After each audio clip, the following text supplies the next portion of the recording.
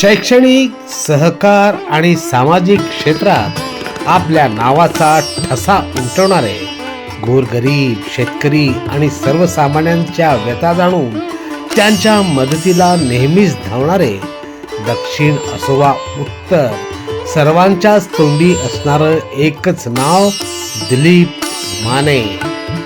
माजी आमदार दिलीपराव माने, मालक माननीय Diliprao Brahmadev Mane.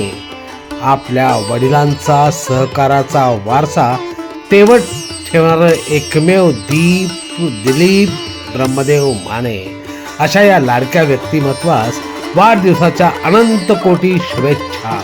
शुभेच्छुक the News Plus channel and the News Plus परिवार.